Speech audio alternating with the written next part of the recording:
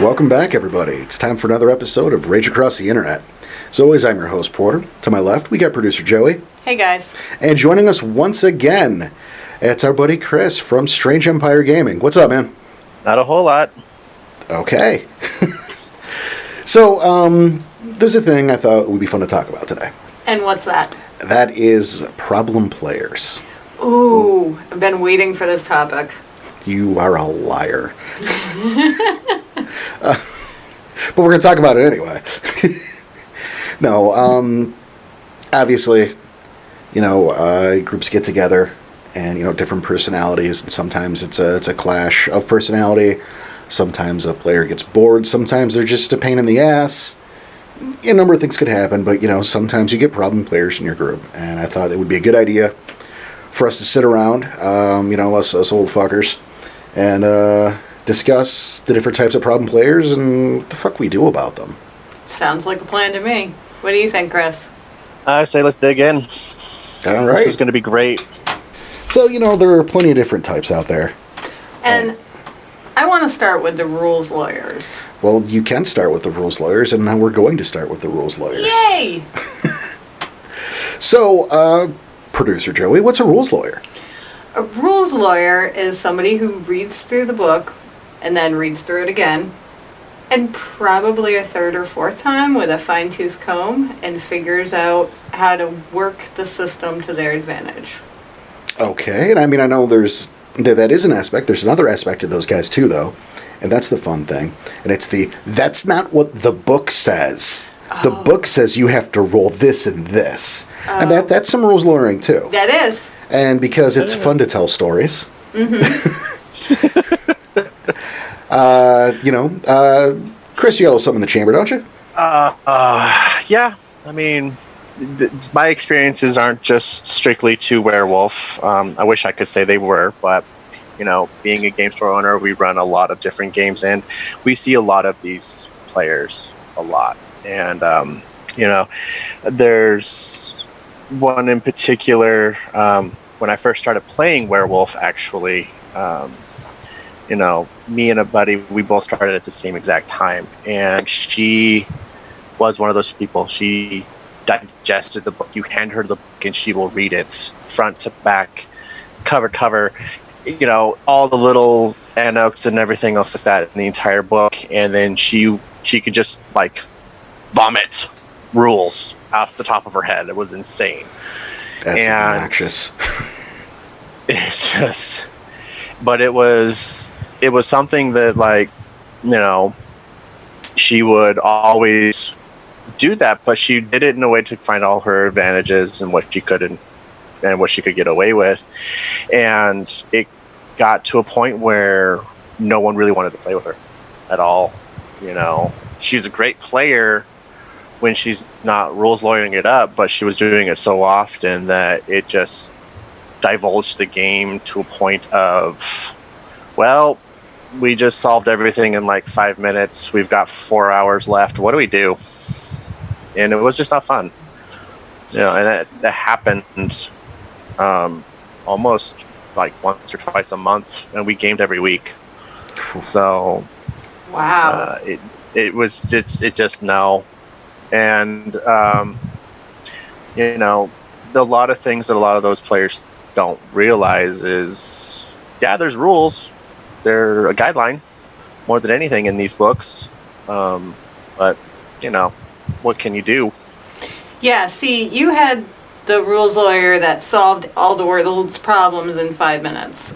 I had the player who read the book cover to cover and figured out, if I take this merit with that gift, and then I do this in my turn, I can split my dice pool into 28 individual dice and roll each one separately. That is fucking egregious. That offends my sensibilities.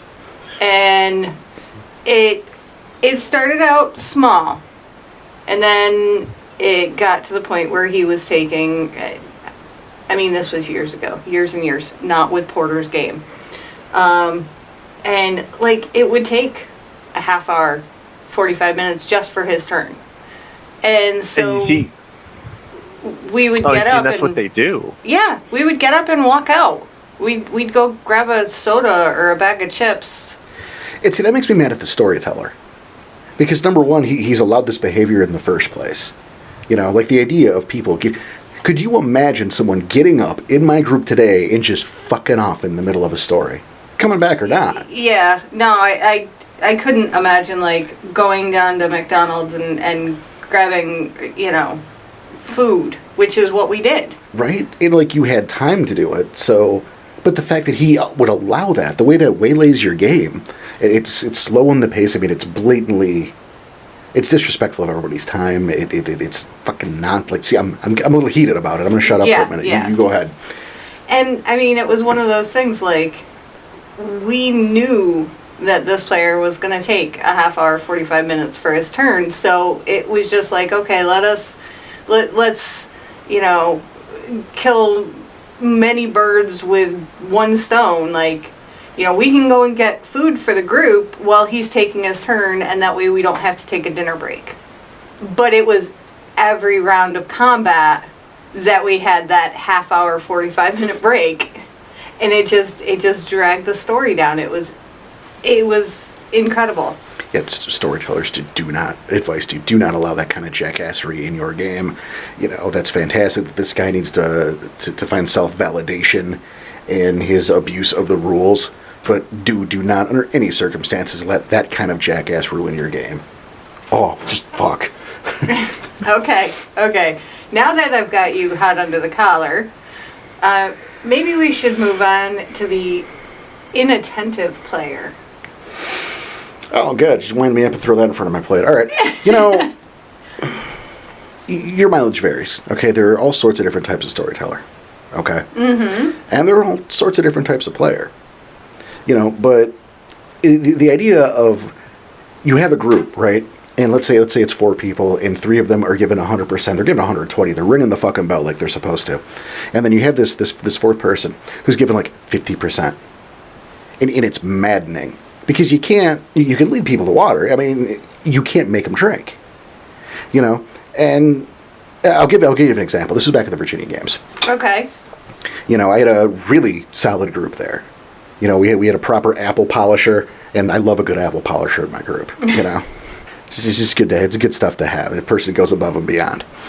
But then we had this other guy who was he had a problem paying attention to what was around him.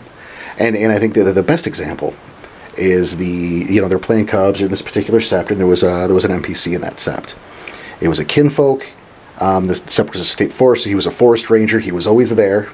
And this was the best character I've ever created, like as a human being. I don't mean like the coolest guy or like this was a character, Roy Becker. This was a... Oh, Roy. I know Roy. There you go. Yeah, he's a father of 2. He donated, he worked at the ranger station, to help guard the barn. In his free time, he volunteered at the Y, for like a basketball program for at-risk youth. Yeah, Roy is a great guy. Yeah, I mean, he felt bad for the plight of these cubs who were in this world, so sometimes he'd like sneak them Happy Meals and shit. And it's a snowy day and he knows people are running ball and he'll bring coffee for them. Just the little shit. This is a good human being, the best human being, seriously, I've ever written. And this was a group, they were young players, or young characters. Okay. So, they dealt with Roy Becker every single day. Mm-hmm. And, when I wrote Roy, I envisioned Roy kind of like a Louis Gossett Jr. Okay. Maybe like a less buff Ving Rhames for a more contemporary reference. I always pictured Roy as a little bit thinner than that, but that's good to know. Yeah, it was just what was in my head. He's not buff, but he's maybe a little beefy. Okay. I guess the Dad bod. There you go. Thank you. And so there's the one day, and they had the characters had been away for a while from the sept. Okay. Like a 4-parter they were. So they come back to the sept, and so I'm doing what I do is I go over the descriptions of everybody just as a fun refresher. Yeah. And so blah, blah, blah, and I'm reading it, I'm going over them, and everyone's just like, yeah, of course. And then suddenly this guy goes, wait, what? Roy's black? Yes. Just out of fucking nowhere. Yeah. The whole group, you heard the record scratch. He always has been black. His whole life, it's crazy. The whole group turns and just stares at this kid. Roy's black? You have interacted with this character in every game session for the last 2 years, and that's the point, too. 2 years. 4 stories. 4 stories he didn't interact with this guy, but this whole time. Now one can make an argument that, color blindness, race isn't the issue, like, one could make that argument. One could. One could also make the argument of pay attention, dude. Yeah. Roy happens to be African American. We all know that. It's what he looks like. It's how do who he is as a person. How do you interact with these characters and not know, oh my god, what who or what they are? And again, an NPC you see every now and then, fine. Okay, forgot.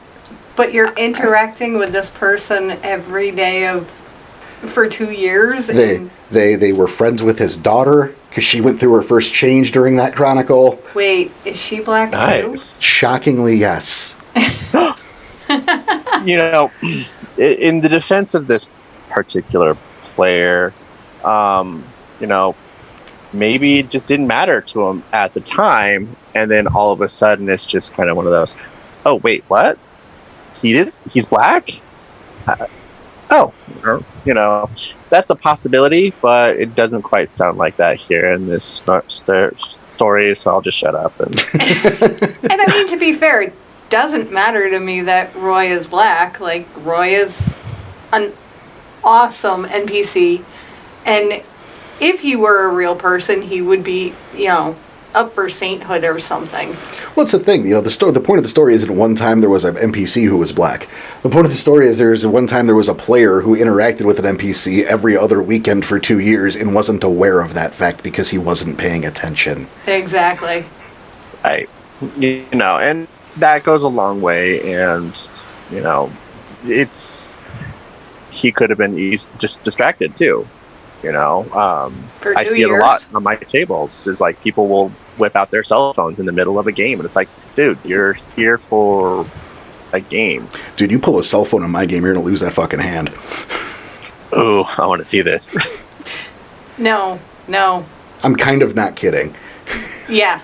And it's one of those, like, I got to get out the plastic tarps, and we got to cover the books, and... No, I'll throw you... There's one exception, because, we have a... I don't want to get too inside baseball, talk about anybody's personal lives. There's someone who sometimes will have to take a call. Yeah. Have to. And it's very rare, so that you understand. But with removing that one exception, if I can reach for your phone, it's getting launched across the room. It's disrespectful of everybody's time. That's a fair reaction, I'll say. Unless extreme circumstances, like you have kids that are, there's a babysitter or something like that, and the babysitter needs to get a hold of you. Right. There's extenuating circumstances in every case. But I think it's respect. Very. It's almost like you're going out to dinner with somebody and you're just doing nothing but constantly checking your phone instead of, focusing on the task at hand, which is dinner with this person, whatever capacity it is. Same thing with gaming. You are here to enjoy time with your friends, and they're there to enjoy your time as well. If you're going to spend most of it on the phone, then why bother? Yeah. No, it's true. And I know that sometimes those lines these days blur. But I'm firmly standing up and saying that's bullshit. If you go to the movies, turn your phone off. Not on silent. Right. Off. But what if something happens? Right. Well, interestingly, people have been going to the movies for a long time. Before cell phones, even. Shockingly, yes. And everything was okay. Shut your phone off for 2 hours. It's not about you. It's about the people around you. But exactly. That's an old man rant. Back to problem gamers. They're the people who don't pay attention, and it's difficult as shit because you can't make them pay attention. And you have to ask yourself sometimes as a storyteller, is that something I've done? But look, if 3 people out of 4 are right up there in at 110, 120, when the 4th guy says Roy's black and everyone looks at him like his brain fell out, that's him. That's not me. But sorry, go ahead. No, and that's a very important distinguishing trait there is like you have to be able to, as a storyteller, recognize that. Yeah. Because if you're getting your job across, to three out of 4, you're doing fucking fantastic. If it's 1 out of 4, then I might question it. Yeah, I mean, some of these, there's a level of storyteller culpability here, but it's not always the case. You have to acknowledge that it can be the case. Right. So the next topic we have is disruptive players. And I think it goes hand in hand. The inattentive player is definitely a disruptive player. It can be, but I don't think isn't innately disruptive. I mean, what did I just say? I just spent a couple minutes telling a story where it obviously disrupted the game, so what the fuck am I talking about? Well, and the one guy who's sitting there rolling, the rules lawyer who's rolling 1 die at a time out of 20 fucking dice, that's just as equally disruptive too. Disruptive players can be damaging to a player group, period. They can almost ruin it for everybody to where no one wants to play at all. Well, no, and it's funny. I know you've got one in the chamber for this. Yep. I know this story. It's really fucked up, and so I'm going to sneak the less good story in first. Yeah, good. the less good. Hey. The less bad. I'm a storyteller. I'm a professional, Gumdrop. That is how that is worded. Don't question it. I'm going to get a name tag that says Gumdrop. No, interestingly, Tom. Our very own Tom was a problem player. Our very own Ragabash Tom. Yep. Imagine that, a Ragbash, a problem player. Well, you know what the fuck is. You gotta keep in mind, he didn't know Werewolf when he joined this group, so he didn't know what a Ragabash was. So he wasn't playing the part. He was just, I guess, being him who is innately a Ragabash. But good on you, Tom. Yeah, we met him through Danny. Danny was going above and beyond as usual. Trying to recruit people for this budding group. And so he convinces me to sit down with this fucking Tom character. I'm like, all right, fine. Tom character. Yeah, he's this fucking stranger. You can put an interloper in my fucking gaming group, fine. Now, you have to tell everybody that you're protective of your group. I can't imagine anyone would have picked up on that. I used the word interloper come on. But so fine, I agree to meet the guy, and like 5 minutes in, he's telling me about a D&D game he was recently playing where they were sailing from one continent to another, and he just jumped off the boat. He didn't like what was going with the story. He just jumped off the boat. And I'm sitting here going, as a storyteller, why would you tell me about a time where you fucked up a game because you just decided to? Why would I ever want this asshole in my group? And as we got to talking, lo and behold, we bring him in. I got a good feeling about him, and at the end of the day, he had his first character made, but... Well, and I think with Tom, it was that he was bored with what was going on. And that's absolutely what it was. And again, we go back to storyteller culpability. He didn't have to make that decision, and thankfully, that's not... My first impressions of him that way. Yeah. Is not who the guy is. Oh, God, no. But, when you hear that story, when you're just meeting someone, you're like, Jesus, absolutely not. Yeah. Absolutely. Go away. I haven't met him, and I'm already kind of like, wow. Yeah, but in the same token, I can kind of almost see the line of reasoning behind all that, but it's very thin. But you did listen to the Auspice episode, right? The Ragabash episode? I did. There you go. I did listen to the Auspice episode. But there's a difference. There's a difference between being a monkey wrencher and being a Ragabash. Yes. Mm-hmm. There really is. And to be just a flat-out monkey wrencher in a game, it is not cool. And to be clear, we don't mean the guys going after Pentex, just for clarity's sake. Throwing a monkey wrench into the works. Yeah.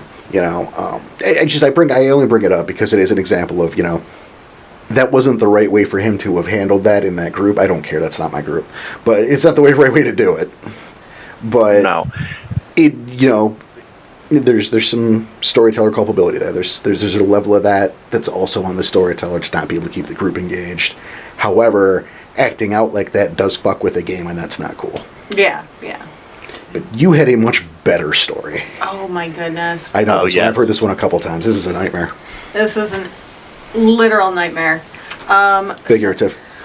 No, I think I actually had a nightmare about it. Night terrors. Wake up screaming in the middle of the night. No, God, no!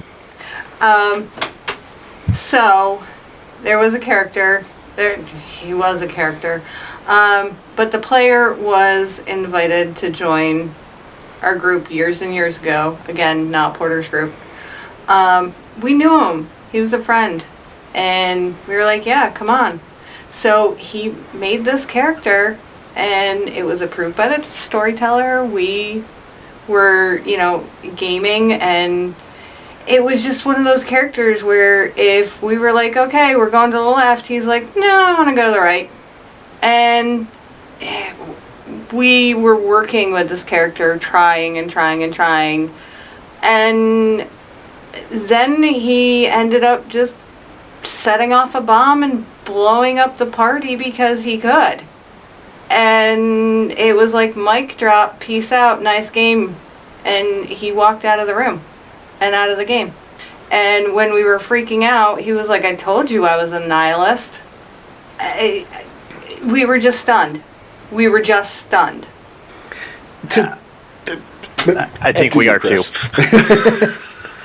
Oh no, I know this story. Yeah. Yeah. But Yeah, thoughts on that, Chris? You go right ahead, sir. first of all, I don't care if you are a nihilist or not. You just don't do that to other people. That's just, common courtesy right there. People are there to enjoy a game. If you don't want to enjoy the game, you want to ruin it, go fucking somewhere else. I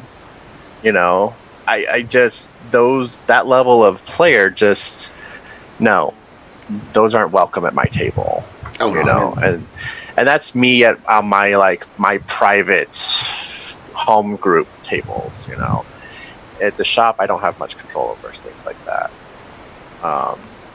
Especially because a lot of these are free form games and stuff like that, and if we get those players to show up, sometimes they don't even announce it. They're just gonna show up just to ruin the game just because they can. We know what you do then is you make a 3 purchase minimum to fucking ruin someone's game.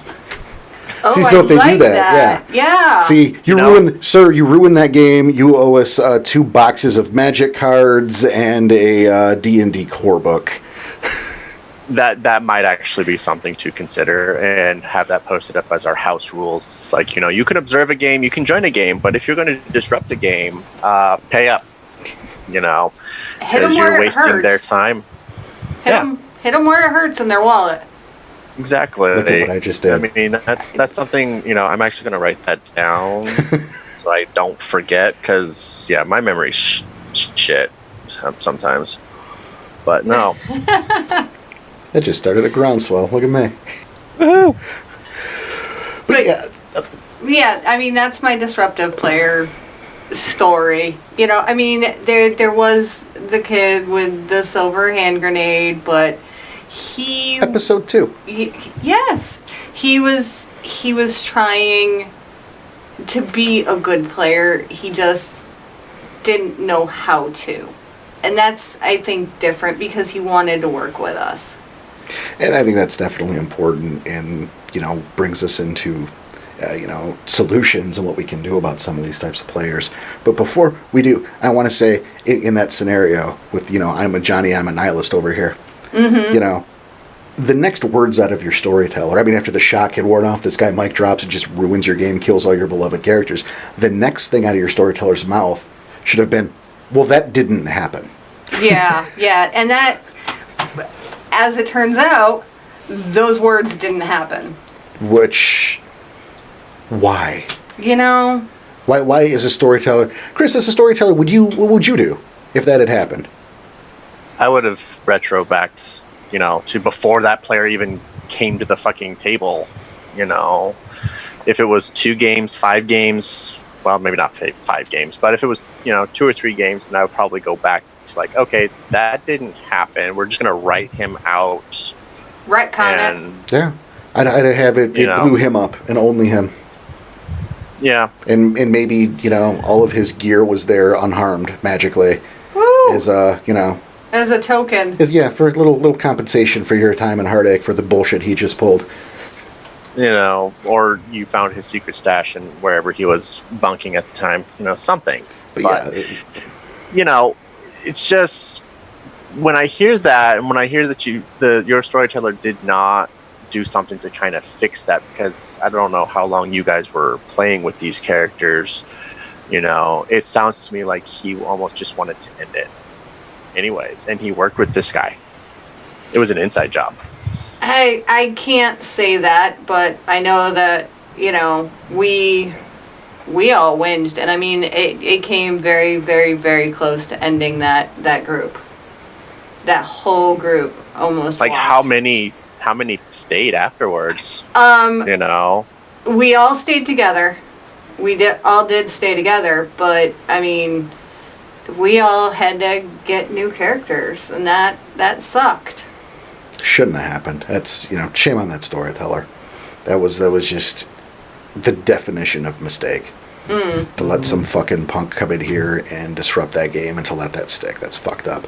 But solutions, or a version thereof. Yeah.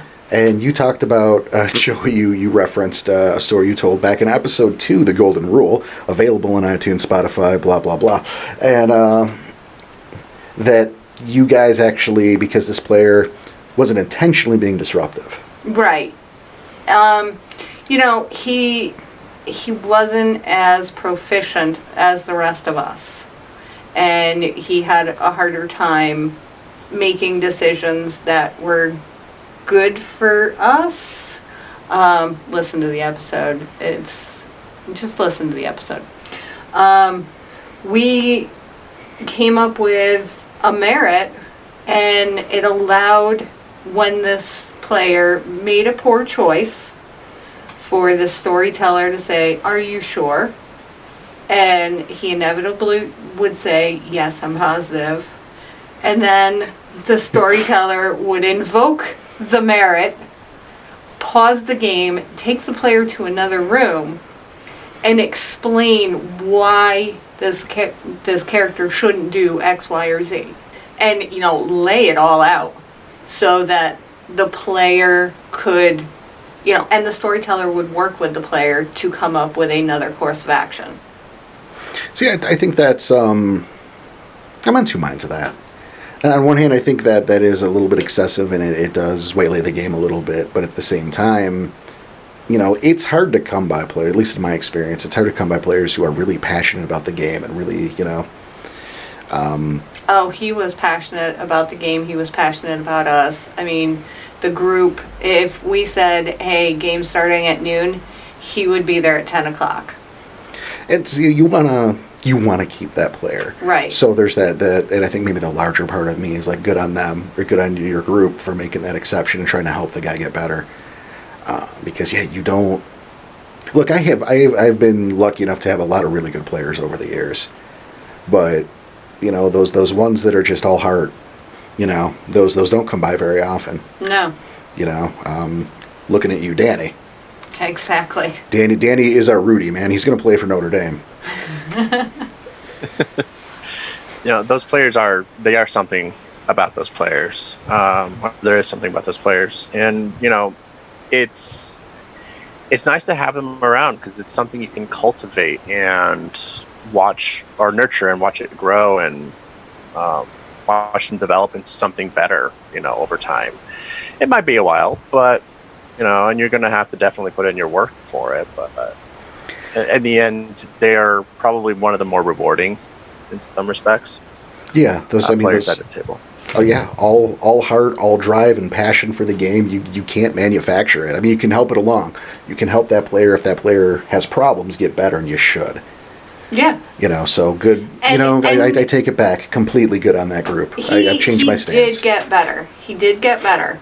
It was a slow process because we had to teach him how to think in the game mode, which was a foreign process for this individual. And he eventually, started to pick up on it, and intervening, the storyteller interventions became fewer and fewer. So it was nice to see that progress. Yeah, I would imagine that would have to have been pretty rewarding for the storyteller, and and we're going to move from this in a second, because this has given me this like really great idea about an episode about removing the humanity from the game to insert the humanity in the game. And I'm in love with this concept, so we're going to shut up about this and move on. So what else?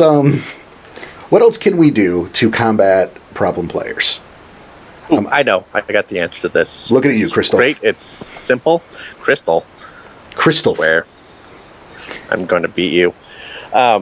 Speaking of beatings, though, this is what you Gross. do with them. You pillowcase over their head, take them out back, baseball bats, lots of baseball bats, beat them senseless, then let them go in the forest and figure it out themselves.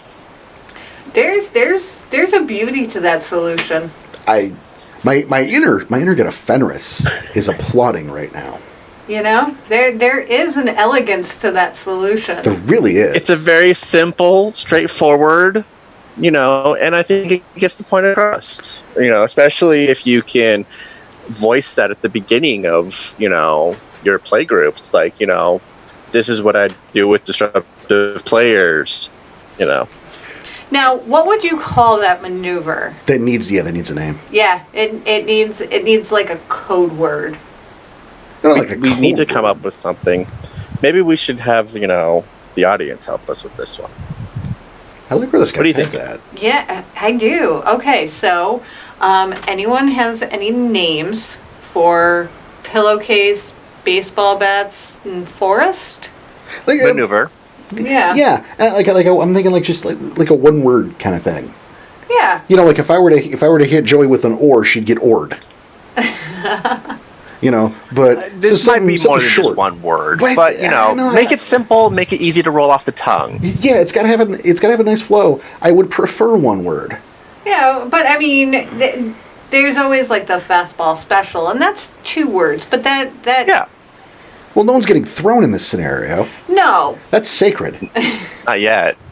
You don't take that. You don't take the fastball special away from the X-Men. That is a maneuver between Colossus and Wolverine, and it is sacred. And don't you shit on that. I'm not. I'm just saying there's an elegance to that name. That we need that elegance for our maneuver. For the pillowcase baseball bat forest. Because that's just clunky. It's incredibly clunky. It's almost as bad as Rookie 5. And I think Rookie 5 is worse. And speaking of segues... Hey, on to Cubs Corner. Oh, I'm so proud of that. Okay. Joey, what do we have in the corner today? Okay. The first question. Holy shit. How do I find a group? Ooh. Wow. So, I know how we used to do it back in the day for me. And it might still work. Never know. But, and it definitely, I try to utilize this at my shop, but we're still kind of small potatoes. But put up a looking for group poster or something, or an ad in your local game shop. A lot of those game shops will have like a bulletin board or something like that for announcements, or other little weird advertisements and stuff like that.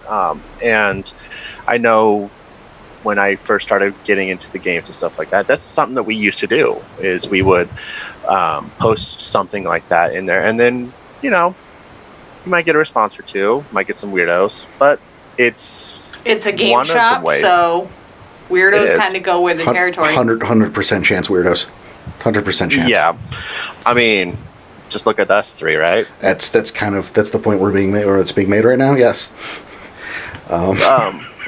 Now, with doing a looking for group post, I would highly suggest that people avoid things like Craigslist.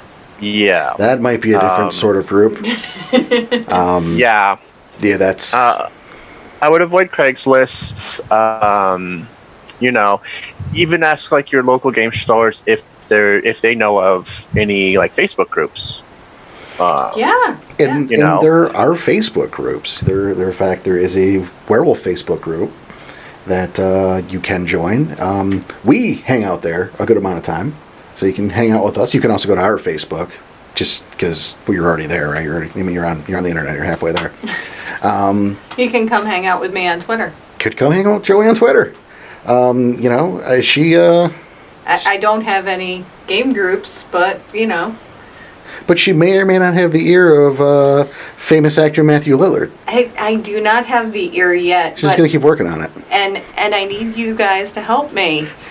At Matthew Lillard, he has played a game of vampire, and we're trying to convince him to play werewolf. Yep, he sampled the waters and gross, and so now it's time to we're gonna bring him into a cairn. We're gonna teach him a little werewolf stuff. We're maybe not. He played the intro. Matthew Now Lillard. he needs to play, with the big league. He needs to level up to a real game. This is not about fantastic, tried and true, wonderful actor Matthew Lillard. However, as fantastic as he is, and as much as he enriches the lives of those around us, this is about finding a group. Yes. So, there are Discord servers out there as well. Yeah. New York by Night. New York by Night. There's some cool people there.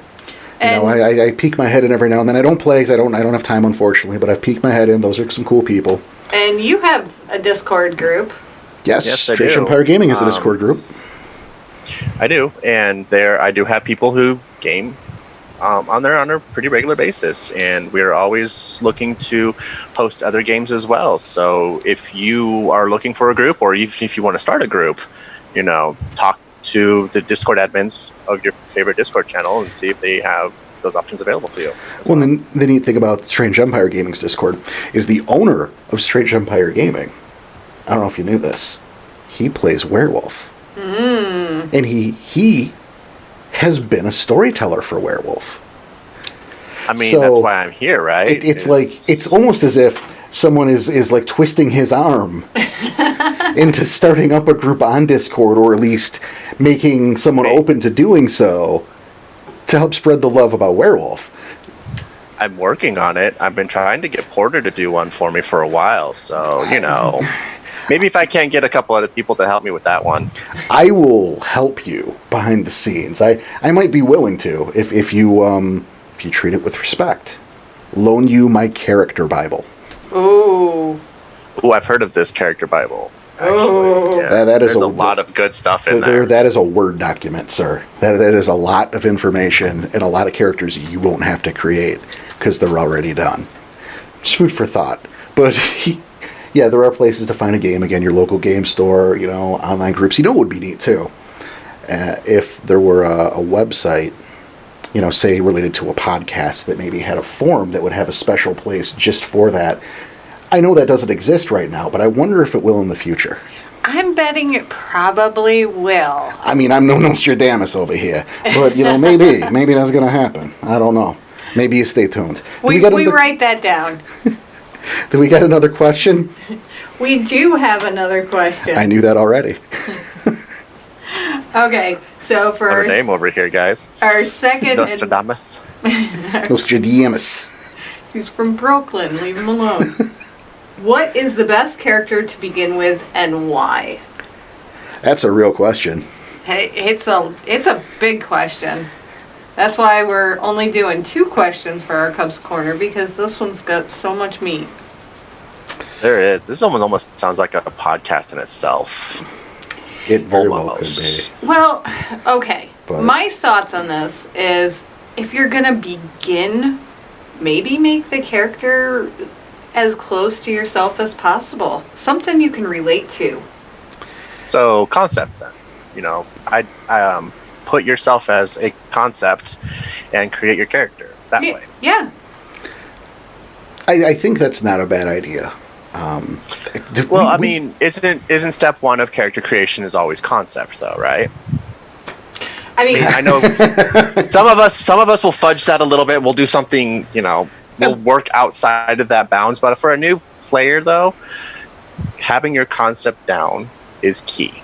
No, I agree, and that's something I tell my new players. And by the way, if you're a new player, Hamid, you're starting as a Hamid. Yeah. I don't care if you think it'd be neat to live your life as a wolf. You don't know the game and the nuance yet to do that. And metas are completely off the table. You're a Hamid first, just it's for the best for everybody. Believe me. Yeah, take it one step at a time. Yep. Learn one concept. Crawl before you walk before you run. No marathons here. You just, Hamid's better. But yeah, it's pulling from your personal life to help create a character is good. I mean, it's understandable, I should say. Especially if someone's new to role-playing in general. But I think the important thing there, and it's something that gets lost, and I know we're going to talk about this later down the line, I know we are, is that that's all the background. Joey, you make a character today that is just autobiographical. It's based on you as a first, it's your first change your character. Okay. All that background you built informs who that character is up until the point that they land in a cairn. And then none of that shit matters anymore because it's all getting overwritten. The part of character Joey in player Joey that diverges from game one. Right. With a little bit of a caveat because, character Joey landing in the cairn is still going to have those pressure points and those, dare I say it, triggers. That, yeah, I use that word. You shake your fist at me all you want. But, she's going to have reactions to things, and she's going to have, instinctual emotions to situations that come from her past, that are informed by what happened before. Certainly, but that's all going to grow and change. It was something, we went through this with Danny and Tom. Mm-hmm. And I think Jess, I think we went through this with all three of them. Like I'd say to Danny, you got to remember is that the part of this character who is like you is gone now. How you've never killed 6 people, right? You've never. So these are all these experiences, that you have never had, and it's going to change this character in a way that is not like you anymore.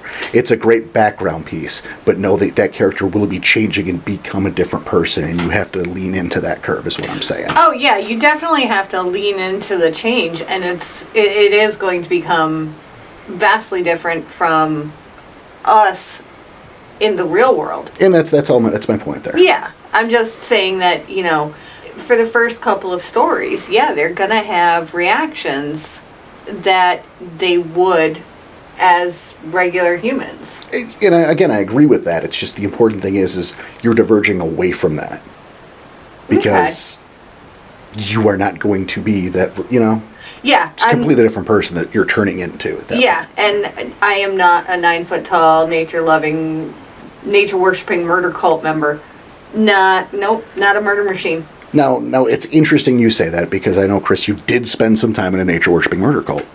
Very briefly back in my early teens, but, So the shark fins, I believe they were called, right? Which I thought was an odd name for people who live in the woods, but I got that right, didn't I?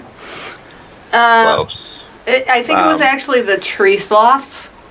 Yes, that was actually more accurate. I apologize. I got confused with something else. But anyway, you were going to say. No, I still kind of follow their tenets every now and then. Sleep often, eat whenever. But sounds great. No, if you, because some people will kind of struggle to kind of put themselves into the game itself. One thing you can always do is, for a concept, is a character you like in a book, a movie, a TV show. That's something that we do a lot in some of the groups that I run with. Is like, ooh, this character has a neat, interesting idea or concept. How would that work in Werewolf? And it's fun. It's kind of challenging, and it's something for you to, because if you know a lot about this character or this other fictional character, you can put a lot into your werewolf character with this as well. Oh, okay. I guess in terms beyond that, with Auspice and Tribe, it's really just go with what speaks to you. There isn't an answer necessarily for what's easiest to play Ahronga Fenris, but Strider. Okay. No, Ahronga Fenris is easier to play than a Sound Strider because if you're doing it poorly, it's just curse, smash, kill, and you can get away with that. But I'm not. If you want to go that easy route, The question was easiest, was it not? Best. Oh, I apologize. best. So see, I walk that back. I'm walking it back. But that will double down on the go with what appeals to you. I think most people don't necessarily keep their first character, so it's okay to experiment. And it's okay to quote make mistakes, because what generally happens is and correct me if I'm wrong, guys. Generally, what will happen is someone who doesn't know will make something that sounds nice on paper. They'll get a few games under them and learn more about the world and what they're fucking talking about, and go, "Oh, I wish I could have done this better." Well, as it turns out, you can. Shockingly, you can. So don't be afraid to experiment and just go with what you feel at first. And if you're wrong, it's fine. Just make a new one. It's okay. no, it is. It really is. And Werewolf is so diverse with its tribes and everything else like that. You will find something that speaks to you. 100%. Yeah, You know. between all of the auspices and all of the tribes and the different combinations you can come up with. There is something for you out there. Yeah. Definitely. And another thing for inspiration, though, too, is in the back of all the tribe books, they have concepts and stuff like that you can look at. Yep, That might be worth looking a peek at. Yep, sift through the pre-made, sift through maybe the legends. Absolutely. But I think on that note, I think it's about time to wrap it up. Chris, my man, thank you for joining us again. Well, thank you for having me again, guys, and I look forward to more along the line. Oh, absolutely. We'll harass you in the future, man. Yeah, Red Talon episode. That'd be neat. Well, there was also the Galliard one mentioned a while ago. Yeah, we can definitely get you in for a Galliard episode, because I have a feeling that no one else is going to want to do that. That's going to be the punishment episode. It might be. I might get everyone in here and just fucking make them. But in the meantime, Surprise! Just don't even tell them. Yeah. Just, hey, we're gonna do an episode. Everyone needs to show up. might be the way to do it. Yeah. I can open it up with, so, Galliards, what's everyone's thoughts? And then we just go. Now that you've said it, we're going to have to be sneakier. But hey, in the meantime, we want to thank you for listening, as always, and remind you that you can reach us at rageacrosspodcast@gmail.com. You can talk to me on Facebook at Rage Across the Internet. You can talk to producer Joey over on Twitter at Rage Across. When you tell your friends about the show, because you really should tell your friends, it might save your life. You don't know. You can tell them that they can find us on iTunes, on Spotify, Stitcher, and iHeartRadio now. Yes. That is a real thing. Mm-hmm. For the time being, our website is rageacrosstheinternet.buzzsprout.com, so that's a thing. Don't forget to come see us. Don't forget to rate us. Rate us highly. Speak well of us. Exaggerate wildly. Use your words. Right? We would love to hear from you. We're so glad that you're here. Don't forget to check out Strange Empire Gaming. We're gonna have the links below. Yes. And thank you again for joining us. We will see you next week. Be excellent to each other. See you. Hey everybody, Porter here. With the current goings on in the world, we know that things are tough all over, and small businesses left and right are closing their doors. Some possibly for the last time. Now, friend of the show, Christopher Kaeding, over at Strange Empire Gaming, has started a GoFundMe to help not only his store, but the other small businesses in the Maddie's Plaza small business park that maybe don't qualify for the financial aid out there. Now, again, I know it's tough times, and a lot of people are unemployed. Some got employment, some didn't. So we understand if you don't have anything to give, there's no problem at all. But if you do, if you have some extra cash sitting around, maybe consider taking a look and donating to a good cause.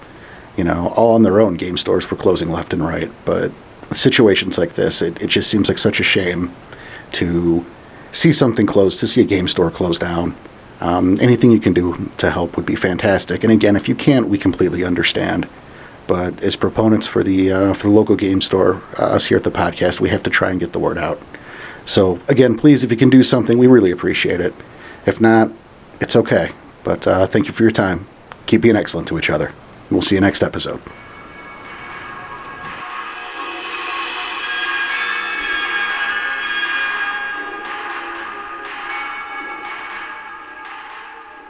Rage Across the Internet's music is It's Into the Fog by Darren Curtis. shared with a Creative Commons Attribution 3.0 unported license. For details, check out the information under the podcast.